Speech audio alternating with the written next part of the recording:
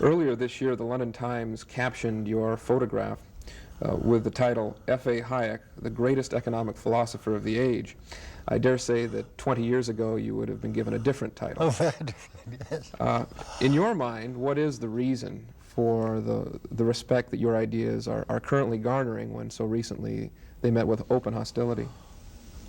Well, I think the main point is that the decline of the reputation of Keynes.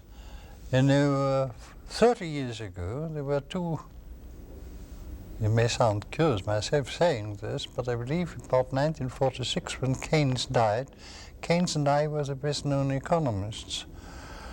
Then two things happened. Keynes died and was raised to sainthood, and I discredited myself by publishing the Road to Serfdom. And that changed the situation completely. And for the following 30 years, it was only Keynes who counted, and I was gradually almost forgotten. Now, Keynes, the failure of the Keynesian system, the inflation, return of unemployment, all that, first confirmed my prediction in the strictly economic sphere. At the same time, my studies of politics provided, I believe, answers for many problems which had begun to bother people very seriously.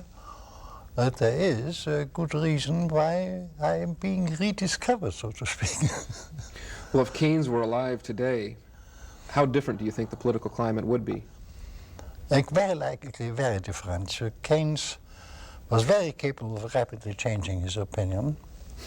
In fact, he was already, when I talked to him last time, very critical of his pupils, who in the post-war period were still agitating for inflation, and assured me that if his ideas would ever become dangerous, he would turn public opinion around in a moment. 6 weeks later, he was dead and couldn't do it. But I wouldn't dare to say what his development would have been. He has been so much an intuitive genius, or not really a strict logical reasoner, that both the atmosphere of the time, the needs of the moment, his personal feelings might have swayed his opinions very much. I regard him as a real genius, but not as a great economist, you know. He's not a very consistent or logical thinker. And he might have developed in almost any direction. The only thing I'm sure is that he would have disapproved of what his pupils made of his doctrines.